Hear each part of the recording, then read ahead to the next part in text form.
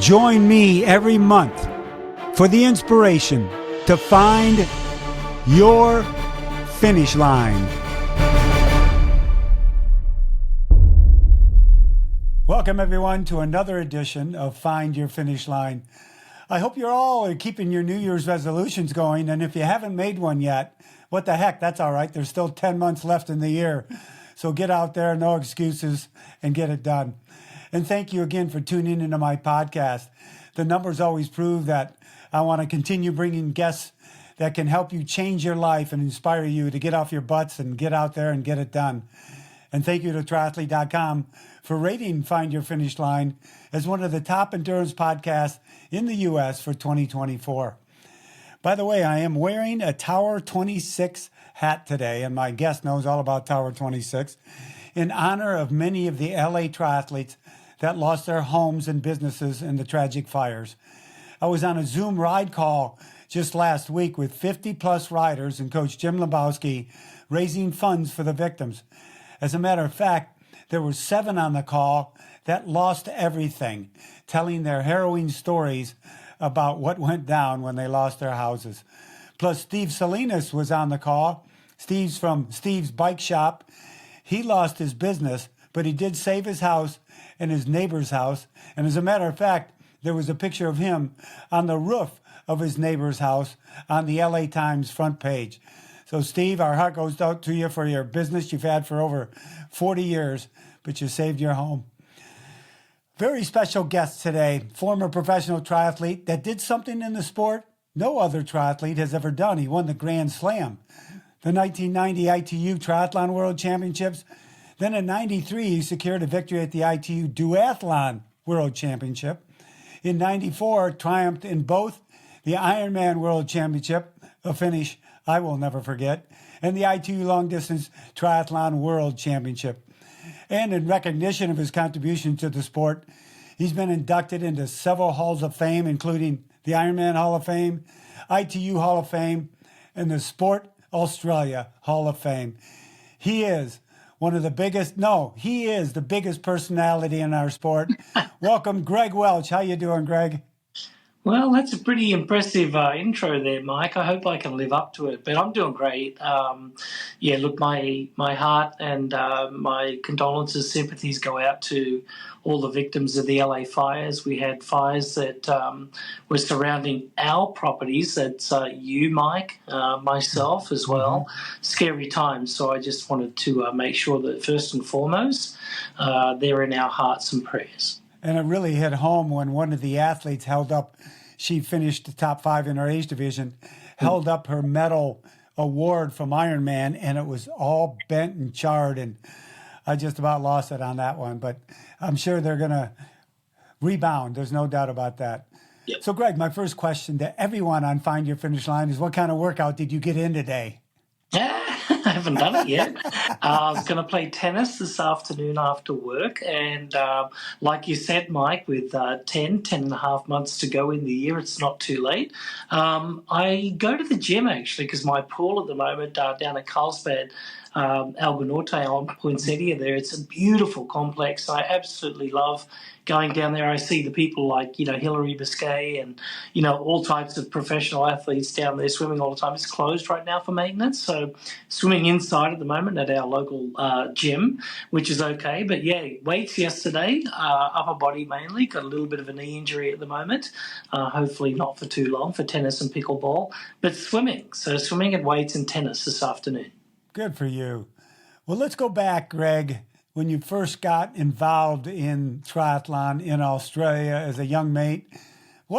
I don't even think I knew. I was thinking about this question. What turned you on to the sport? Why'd you get involved? It's a little bit strange, but not really. A friend of mine, he was in the surf club. His name was Richard Walker, and he had found triathlon before I did, and we were good mates in the surf club. So if you don't know what a surf club is in Australia, it's we do these races around buoys, or you call them cans in Australia. Paddleboard races on your knees or prone, ski races, and if you combine them all, you have the Ironman. But it's not the Ironman that you and I all know. So that's how I grew up in the surf club in Australia. So Richard and I and our other mate, Peter Brunker, we had made a pact that we would do this triathlon together, and it was called the Australian Ironman. It was the second ever Ironman in Australia. And you remember that day, Mike. You weren't there at the time, but No. it was a freezing cold day. Tinley was there, Mark Allen was there. They both pulled out because had hypothermia, but only the tough ones, got to the finish line, like the Aussies. Sorry, Scott. Sorry, Mark. But anyway, yeah. So we made a pact to do that, but unfortunately, earlier that year, my best friend Richard had lost his life at 20 years, 363 days old. He had a cardiac arrest and died. So I pretty much, in honour of Richard, got to the finish line for him. Yeah, I remember that whole ordeal and what you went through with that. And when I went to Foster Tuncurry, when I started announcing there, I heard horror stories about that first year of Tinley trying to get a wetsuit on when he was in the water, and it was a wetsuit. Yeah. And I remember talking to Scott afterwards. He goes, "I'm never going back there." Mark didn't go back either, by the way. When you were racing down there in Oz and doing triathlons, and you did Foster, did you hear about the U.S. races and the pros? Was it evident that we were doing a lot of that here too? Oh yeah, absolutely.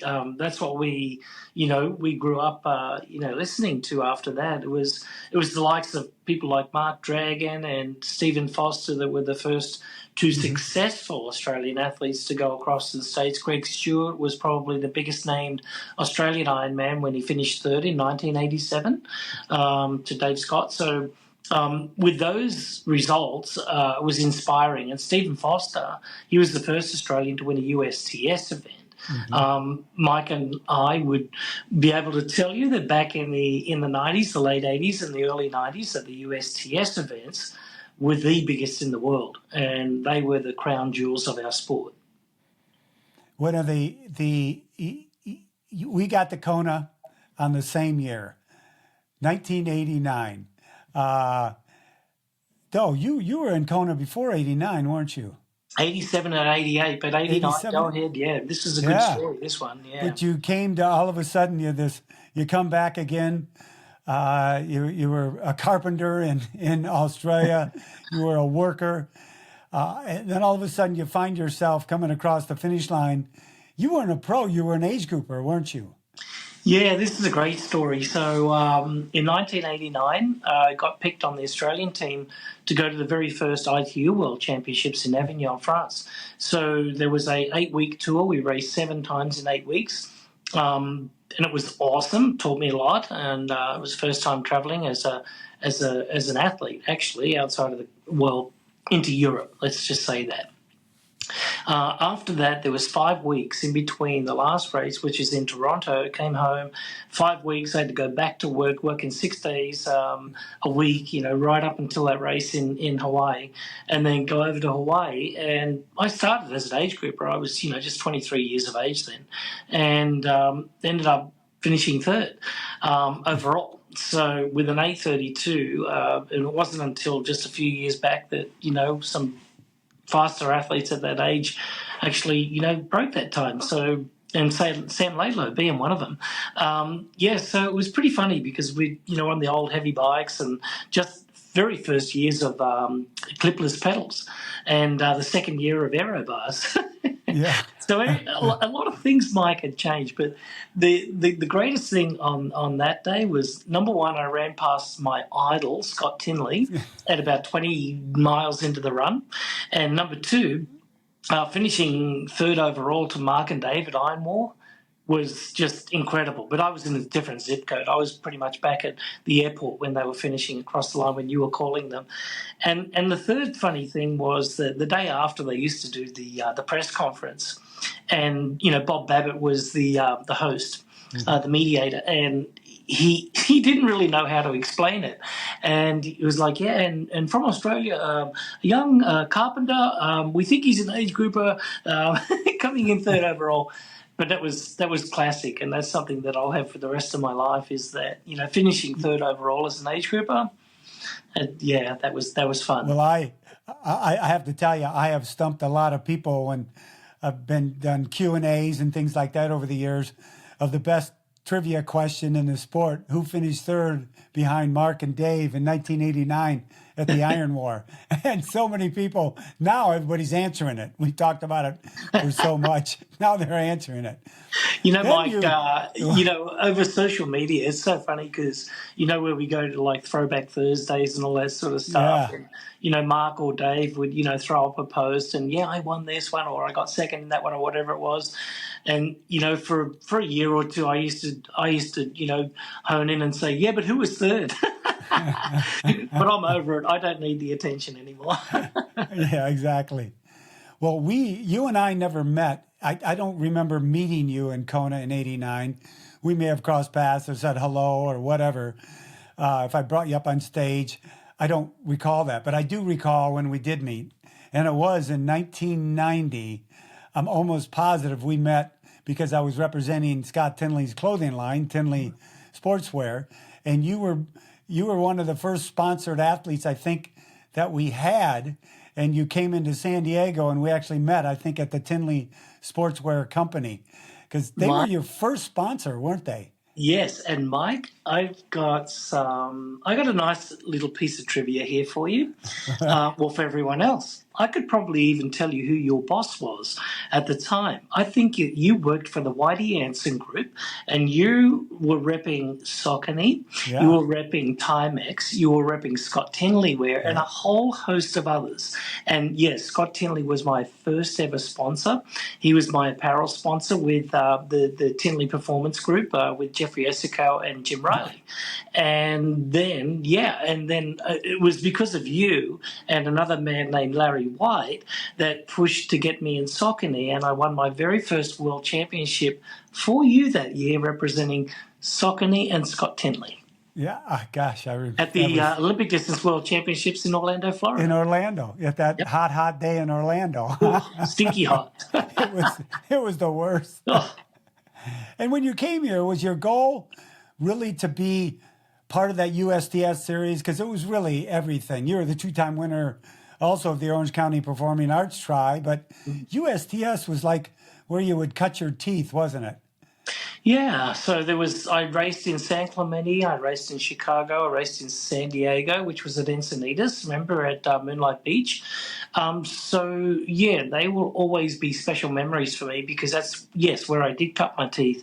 And I learned a lot, from people back then like Mike Pigg, especially Mike Pigg, Jimmy Riccatello, those two guys ended up being two of my very best friends, in triathlon and still to this day with Jimmy. So that's where I did cut my teeth, and then we went on to different, individual races. Wilkes-Barre was on the agenda. There was always Chicago. Sometimes there was always the races that were there every year, and the biggest races in the world. And then, I started focusing just a little bit more on the longer distance, but not quite so much. I only ever did 2 Ironmans ever in the 1 year. I only ever did 16 or attempted 16 in my whole career. So that's not a lot when you look at the grand scheme of things, how people are racing these days. But it was the experience in the United States that was the leg up on the competition. And then I started racing a lot in Europe and Japan. Yeah. You came back to Kona in '90, and I think you took a 5th place. But what I remember, I don't know, because you were training around here in San Diego, and maybe I was trailing on some runs with you, but in '93, long way back, but long way back. But in '93, I thought you really had it all together, but then you came to Kona in crutches. Tell us about that. Oh, that was devastating even to all of us. Yeah, that was '93. So we can wind it back, and then we'll fast forward to '90.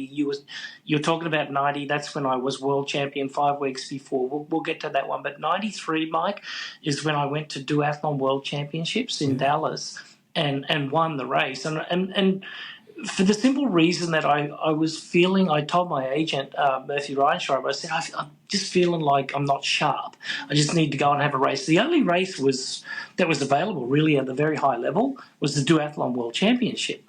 So I called Triathlon Australia and begged to get into the race, and they found a spot for me and went down there and actually won the race. It was such a great race because in duathlon, your heart is in your mouth the whole time because you're doing your 5K run. We're running 14 minutes flat. Then we're riding 40K and then running another 14. I ran a 14 flat and then ran a 14:15 to finish off with in a 5K. So, so your heart's in your mouth. And after that race, I felt so good. And I came home, and it was 2 days later that I actually got hit head on by a car on the way home from my last session before I was jumping on the plane the next day. Coming home from swimming, I got hit head on and tore my left MCL, medial collateral ligaments, and I went to Kona on crutches and it was devastating. However, I looked at it optimistically and I went there and I was lucky enough to, get in the lead car and do some commentary for NBC.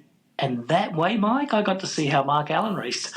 And and I just put all those things into my recovery from the knee. I put it all into how I rehabbed, and then I put it all into my mental game and put all those things together and went to Kona in 94 and won.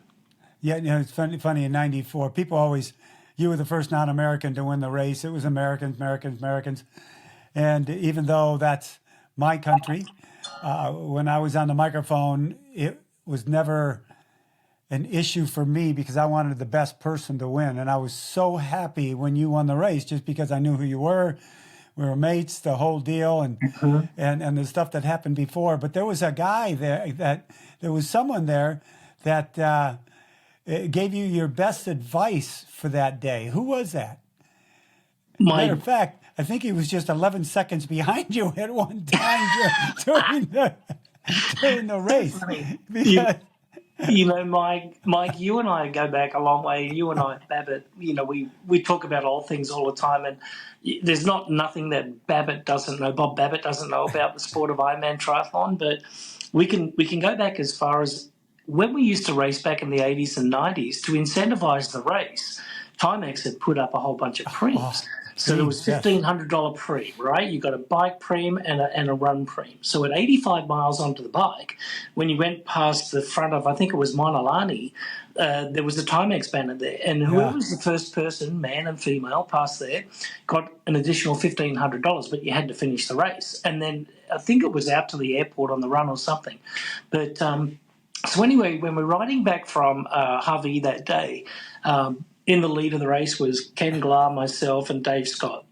Jürgen Zak catches up to us a little bit later, and Peter Kropko from Hungary.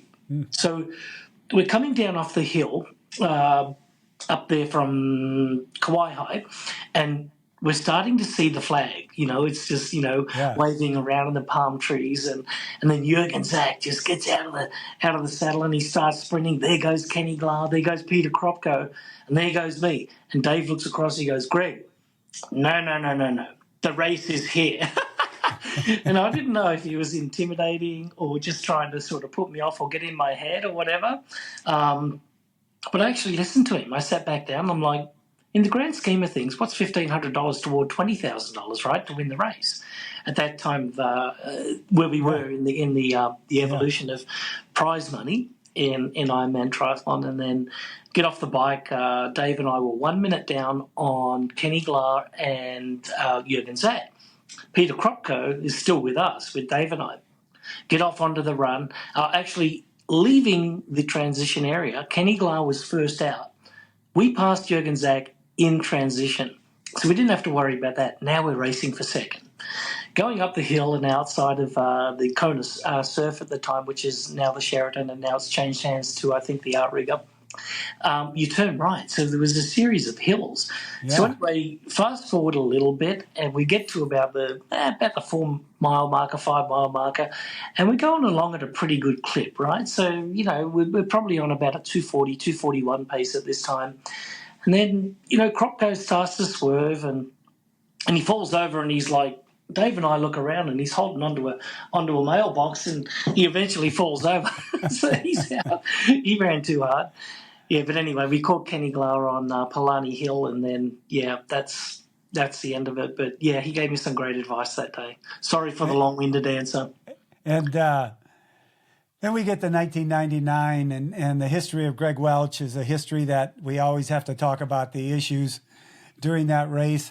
My gosh, on the swim, you had VTAC, your heart like 3 times, thinking you were just having, a panic attack or asthma or whatever, because who would ever thought someone in such great shape would have something going on with their heart?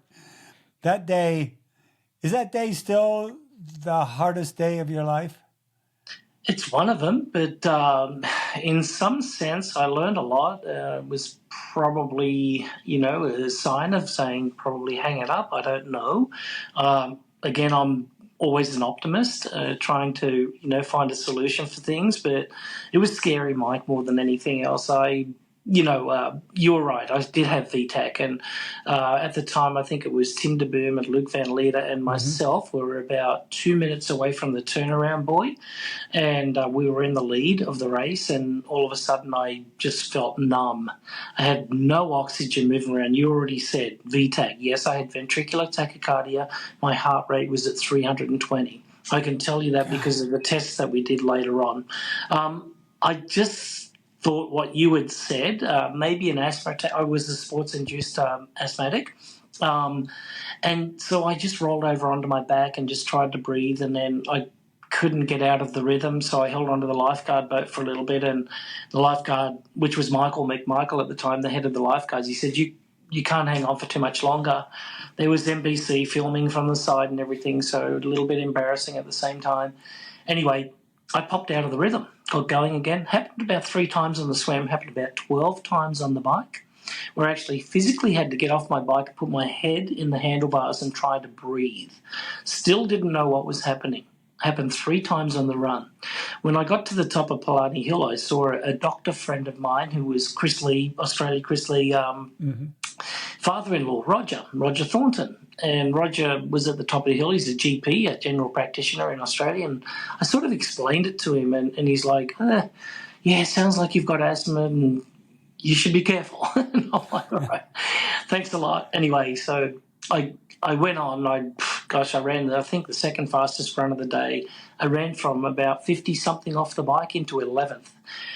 The most upsetting thing to me that day was I finished 1 out of the prize money. Yeah. How selfish. Well, you ran, the amazing part, you ran like 2:45 that day when... Something like that, yeah. Nobody, others would not be with us today because of what you went through. But did they tell you because you were in such great shape, your body battled it? Or were you just pure lucky and the guy up above was watching out for you? I think a bit of both, Mike. When I went to do my testing at the cardio center in Los Angeles, I got onto this treadmill, and this particular day I was doing a nuclear medicine test, so I had a bout of thallium in my body so that they could light it up with fluoroscopy and sort of see what was happening. I was running on this treadmill, and I had finished my test and couldn't go into VTAC or produce the rhythms that was happening a month prior. So I said to the technician, I said, "Is there any way that you can make the incline go up?" "Oh, no. It won't do anything. I've had Bjorn Borg in here. He's the number 1 tennis player." I said, "Okay, don't worry about it." I put the incline up. Within 2 minutes, I went into VTAC. And that's where I got in the ambulance, and I went over to UCLA Medical Center. They measured it at 320. And that's how I can tell you that was the heart rate and the same sensation that I felt in Kona a month before. So I got lucky. So, yes, it was a little bit of luck that was involved. And, by the way, a lot of people will talk about, things being brought on by the amount of training and everything we do. Mm-hmm. This is a hereditary situation for me. My father does have WPW, which is Wolff-Parkinson-White syndrome. It is an electrical short circuitry in the heart as well, so that's related to what I have. So, So that's So it's where not like it, did anybody ever say, well, it could have been preventable? Not really. It can't be preventable. If that's something that you have, that's something Yeah. that's actually going to, come into your life sometime. And so when it came in, we didn't know if it was an asthma attack or anything like that, because I actually spoke to somebody straight after the event as well, Joanna Zeiger's father. She was a professional athlete, competed in the Olympic Games and had good success in Kona as well. Her father was there, who is also a pulmonologist. And I was talking to him about it because he knew my situation anyway, because I was good friends with Joanna and her family back in San Diego. So he's like, yeah, you should get some tests. So I did get tests, but I was fine on the pulmonology side of things. It was all cardio for me, cardiovascular. And So you kind since of, the, it is. It's just, it's always amazing to me when I talk to you about it or hear about it that, but the hereditary part of somebody's heart, it's part of their makeup. There's not a whole lot that can happen except try to stay healthy and take care of yourself.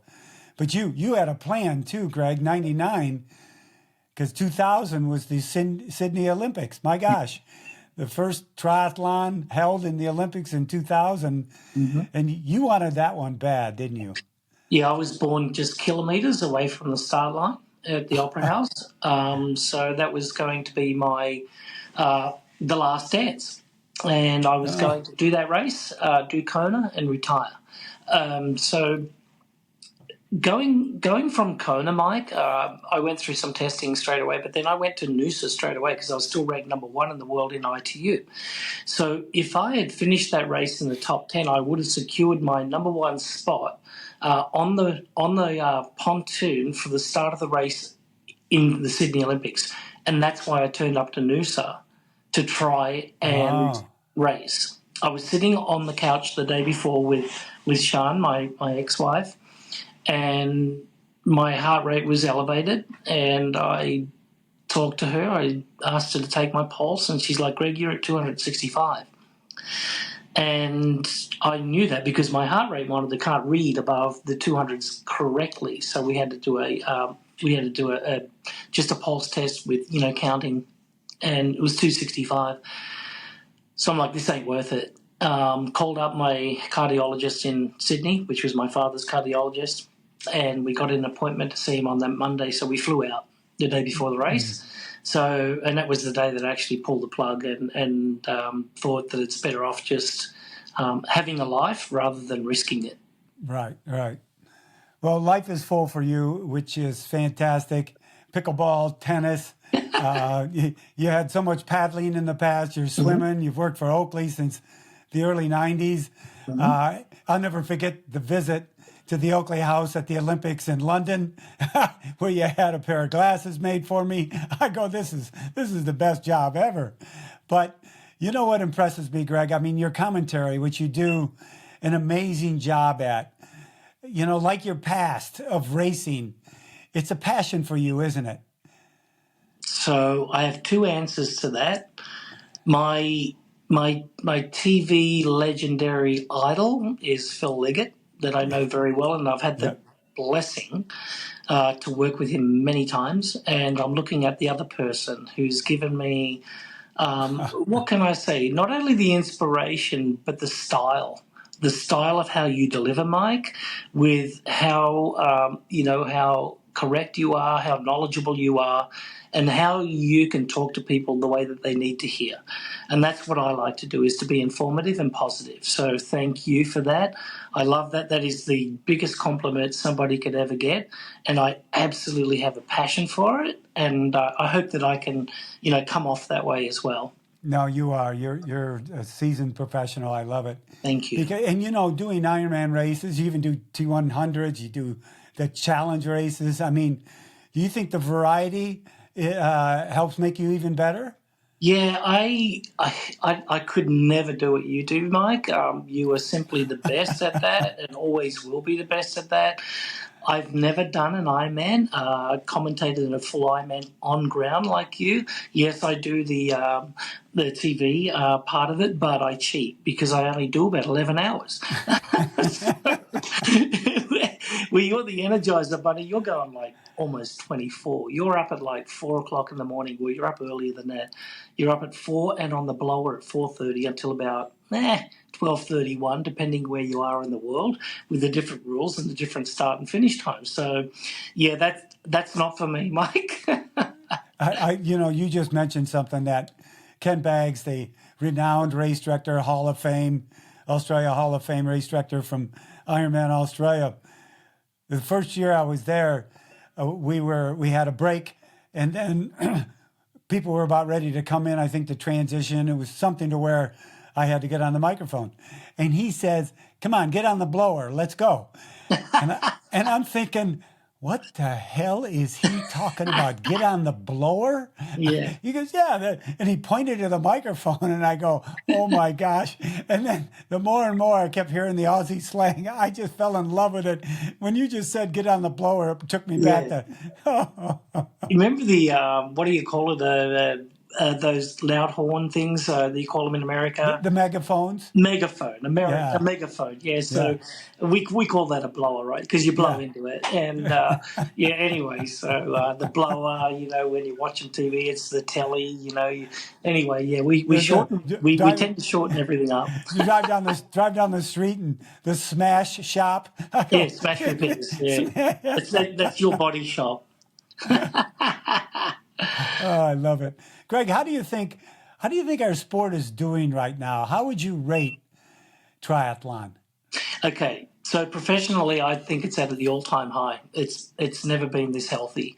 For a long time, equality is big for me. Working where I do on a daily basis, and then also in sports, equality means a lot. And we've worked hard over the years to get that across the line.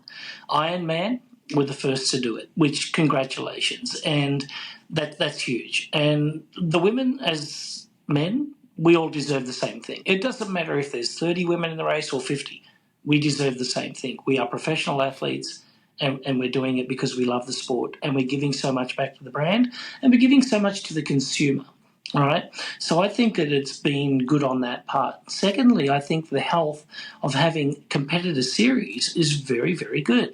Look at what Kat Matthews did last year. She was incredible. She walked away with the title of being the Ironman Pro Series champion in 2024. She'll defend in 2025. And look how good she did in T100. She also raced in some challenge races and some other ITU long-distance races as well. So you can do it all.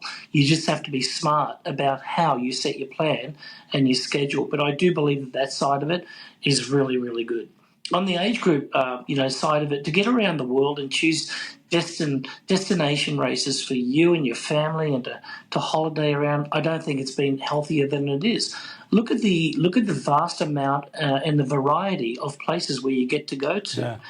All 6 continents. It's just absolutely insane that you can go and race anywhere in the world, and not only at destinations, but you go to big cities. You can go to the most rural place that you ever want to go to. You can go to Klagenfurt, Austria, which is the most beautiful hilly course over there in Austria. You can go down to Australia and race the flatlands of Perth, or get up to up to Port Macquarie now, and it's just amazing. And then you've got the Cairns Airport, Pro Series race and the Asia Pacific Championship. So I really do think, Mike, that it's in a healthy spot. Yeah, I do too. I think the growth over the last 5 to 7 years has been incredible, because we've seen new rules come in, we've seen new things happen, and the Pro Series, and I always said, because obviously, like you mentioned earlier, I represented a lot of lines, but I had a lot of competitors, and I always had the attitude that competitors can only make you stronger. And that's what I think happens in our sport. Competitors come in, they put on races here, and another one looks at it and says, hey, we got to step up our game. And the athlete, they benefit from all that. The age grouper benefits from all that. So I agree with you. I think it's in a good spot. Looking back this last year at the races and performances, you have a front row seat. You're there calling the races. You prepare for them. You know that, Christian's going to be there, and Sam's going to be there, and Kat's going to be there, and Julie's going to be, everybody's going to be there. But at any time, are you surprised at what you're seeing from some of the pros on their performances? Yeah, I'm. Think about it. No, that is. You know what? That is a great question. And the one thing that comes to my mind straight away is what happened in Kona last year. You can go out and talk the talk as much as you like, but you've got to walk the walk. At the pre-race press conference, I sat there just like a fly on the wall, and it's always nice to just sit there and take it all in, and listen to listen to the talk, right? And the talk, some people are talking to each other and trying to set times like, what Hayden Wilde did this year. Well, actually, in December in Topol when he said that somebody was capable of running, I think, a 63 or a 64 minute, half marathon. I was like, whoa, that's huge. So yeah, I wouldn't go and say things if I couldn't back them up. So, but no, but I love Hayden and we're good buddies, but when you go into your first World Championship in 70.3, especially in your home country, you want to perform. But so Patrick Langer just sit in his chair, and he was just listening to the back and forth going with Christian and Gustav to whether it be somebody else, not Rudy von Berg, but just going out and just saying, oh, we can do this, we can do that, or whatever.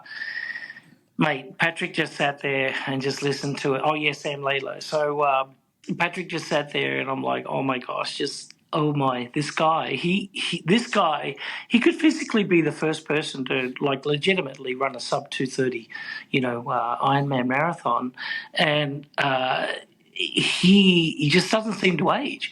But he just sat there on the bike. He's getting dropped and dropped and dropped, but he knows exactly what to do. You only race your own pace.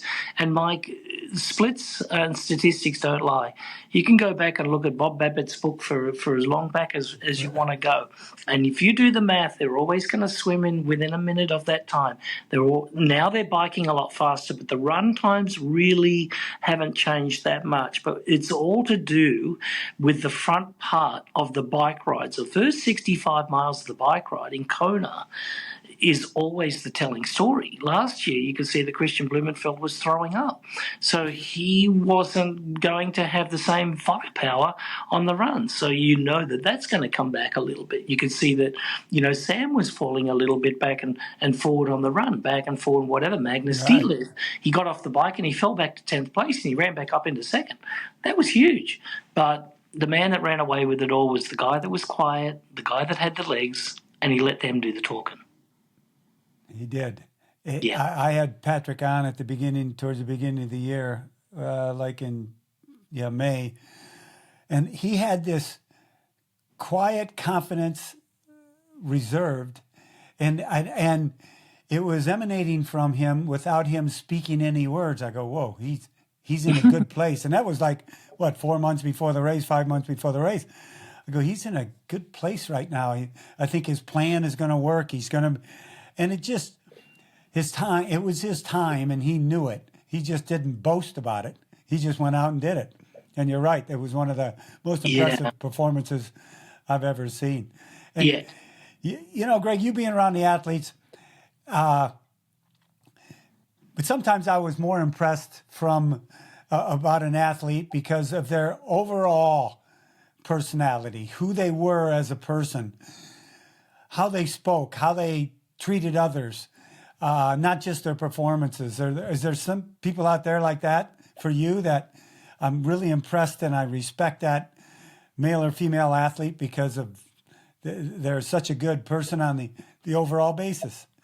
Oh yeah, Kat Matthews comes to mind very quickly. She last year, not a lot of people would know this. I don't know if she'd like me saying this, but I have to because it just speaks volumes to a character. The night of the race, she won. She actually won the series. She didn't win the race, but Taylor won the race. But she finished second. She invited all the professional women, or most of the professional women, and special guests and sponsors to come over to her place, her Airbnb, for dinner.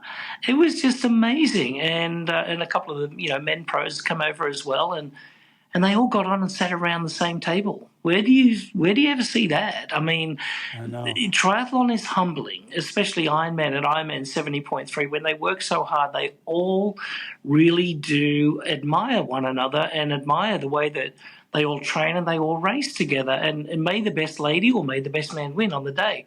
That was one of the things that came to my mind straight away. When you talk to someone like Sebastian Kienle, Sebastian, he's a funny guy and he is a nice guy. He will talk to anyone. He will give up his time and he's genuine. And yeah, he was one of the guys I really used to like being around. So they're two of my favorites that just come to mind that, really give a lot back to the sport. Yeah, yeah.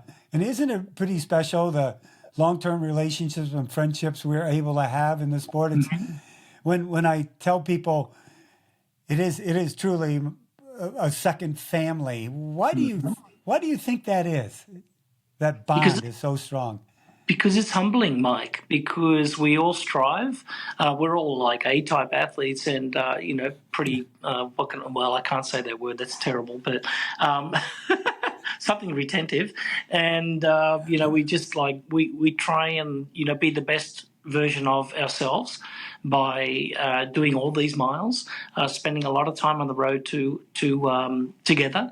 And we just, really at the end of the day, are just trying to, do these incredible things. So I just think that, we've all been, pulled together by this one incredible sport, but it's humbling because just when you think that, you're at the best and, as hard as it was for me to see, someone like a Sam Laidlow, walking last year or I still get to see people like Paulie Kiro walking or myself walking in the race or even Mark Allen back in the early 80s. It's like you could be the race favorite going into this and Sam was clearly one of the race favorites. And, these things happen. What about Jan Frodeno? When Jan, he didn't tell a lot of people, but he had a hip injury, he had his ankle injury or whatever. But he is human. He walked out on the course, but it's humbling. And that's why, Mike, I think that we've been brought together as a family more than a lot of other sports because it'll bite you. When you get your confidence up just that little bit much, it will bite you. And it's funny. It's the same for sponsors and partners and people in the sport that are involved, not racing every day, because that is a family too. Greg, what age groupers are, here it is. They're planning their season. It's toward the beginning of the year. And what advice would you give to age groupers going into the 2025 season? Yeah, so if you're in North America or the Northern Hemisphere, right now is the time that they should be just building a base. Shouldn't be too much of the high anaerobic work being done at the moment. Lay down a foundation so that you can work on going into March and April. I do realise that Oceanside, the biggest 70.3 race outside of World Championships arguably does come up early in the year, and it does pose, it is a big pro race, pro series race with a lot of points on the line, and every second matters in that respect, and that's going to be huge. But for age groupers, just get yourself seasoned right for the season by not overdoing it now. Keep everything at a low heart rate, probably zone 2 to 3, not 5, 4 to 5 at this point in time. And just build that base and just have your schedule set. Make sure that you set your schedule with plenty of time in between races, 3 to 4 weeks in between races. Choose about 5 or 6 races a season and give yourself plenty of opportunity to recover. And nutrition. Nutrition is a big thing. And don't forget core maintenance. Core maintenance and strength maintenance right now is a big one. You think age groupers are much better off getting themselves a coach? Yes.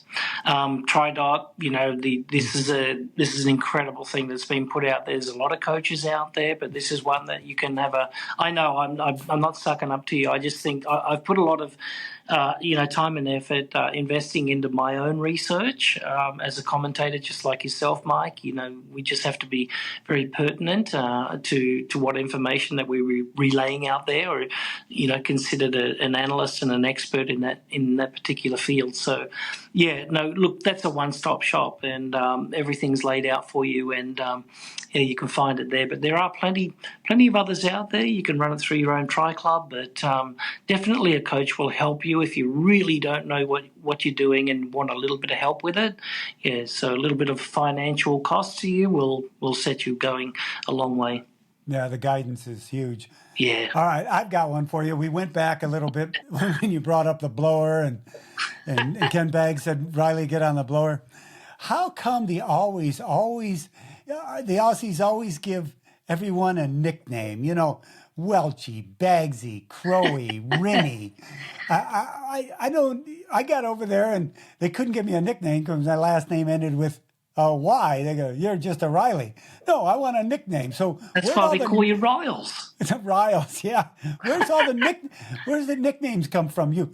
I mean, I've called you Welchy probably more than I've called you Greg. And I know I've called Crowy more than I've called him Craig. So where's it come from? Well, look, I got to throw in the Saffers, I got to throw in the South Africans and the Kiwis as well, because us Southern Hemispherians, we love to stick together.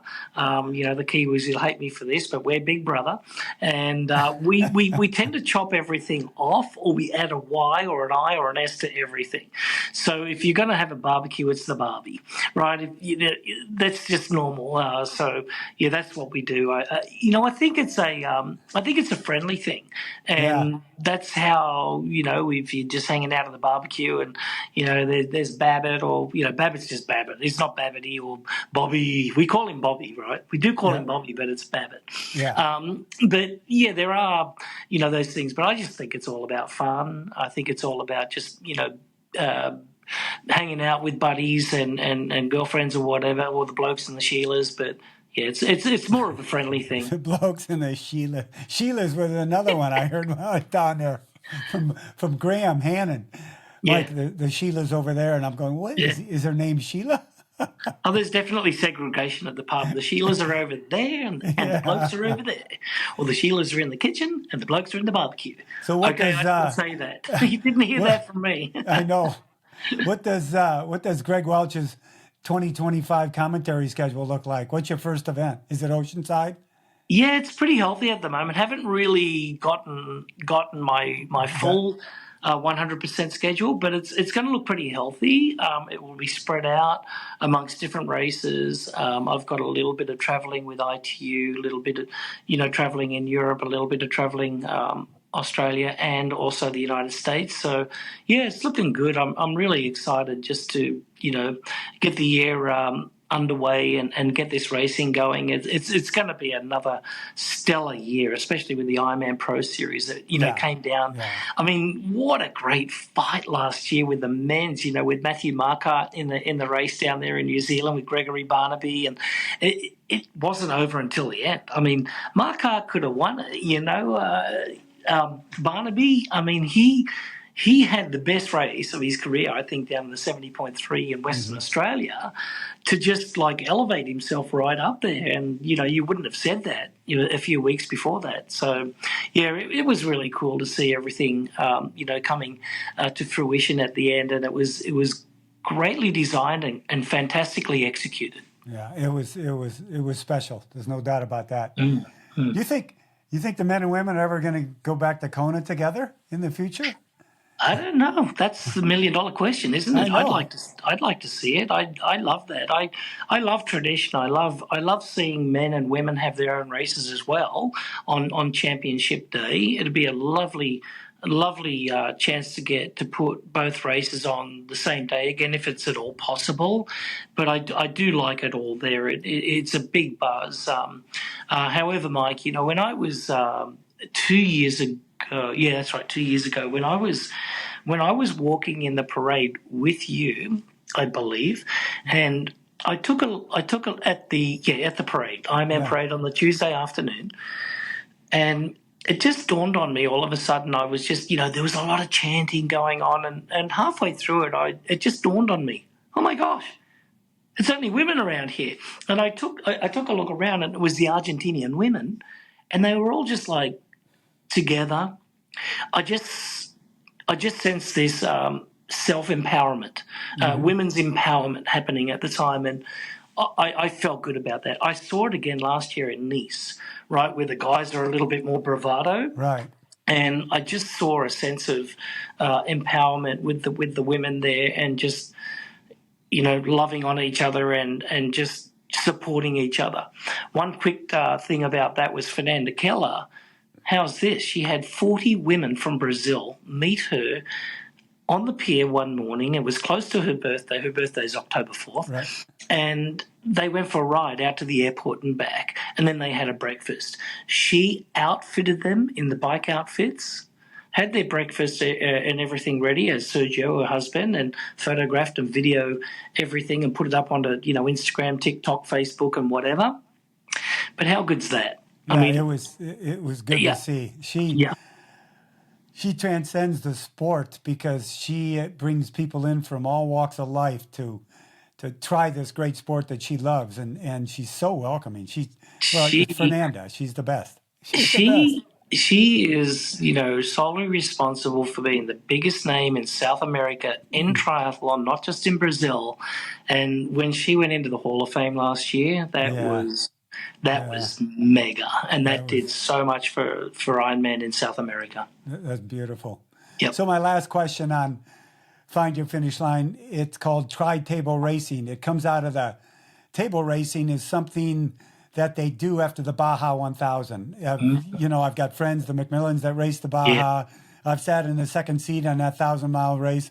And afterwards, they get together and they call it table racing, where they reminisce about the race or a different race, and they just BS about it. So I call this tri-table racing. So reminisce with us something that comes to your mind about an event you did, something funny that happened, or something serious, whatever it is. What comes to your mind? Tri-table race with us. So, Mike, I got a funny story. It might make a lot of people laugh, and it might disgust a few people, but if you know my friends, you're going to laugh at it. So I can't remember what year it was, but anyway, it was the second to last aid station on the bike, around about 10 miles out, and the last one was this Kona? Yeah, this is Kona. I don't know if it was 2 or 4 or 5, one of those years. And anyway, so I was approaching the aid station. I was in the lead. I think it was Mark or Dave that was behind me on my wheel. NBC are there filming, with their cameras and stuff.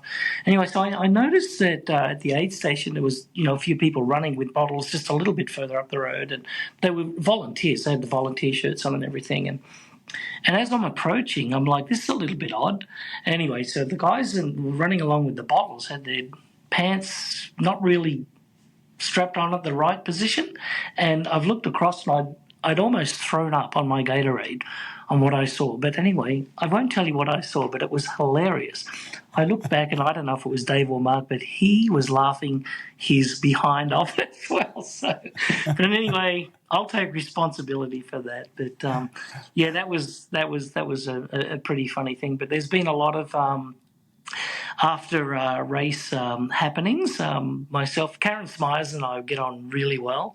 Karen and I won a lot of the same races in the same year, World Championships especially. We did 3 of them together, actually 2 of them together. ITU sprint Olympic distance in Orlando. Then we won the long distance together in '96. But we went out a lot and encouraged a lot of people to go out and have fun after the races. So we were known to stay up late and have a few beers. Yeah, I've had a night or 2 with Karen, so that's she knows how to. God, she can drink her beer. And she was, and a husband, Mike, too. yeah, good Mike. Yeah. Well, G, it's always a pleasure to talk to you. You have set some serious foundations in our sport just because of who you are and because of the performances that you've had. You continue to do that on the microphone and bring everybody out there like we're there, which is the best thing I think you can do. You bring us to the table right there with you, so we enjoy that race as if we're on the spot with you. So thank you very much for everything you do and who you are, my friend. I love you, Mike. You're one of my dear friends, and hi to your lovely wife, Rose. You got it. Thank you again, everybody. And thank you, Greg Welch, for joining us on Find Your Finish Line. Keep in mind, everybody, As I always say, you're the cause of your own experience. You keep those experiences positive every day of your life, you will always find that glorious finish line. Aloha, everyone.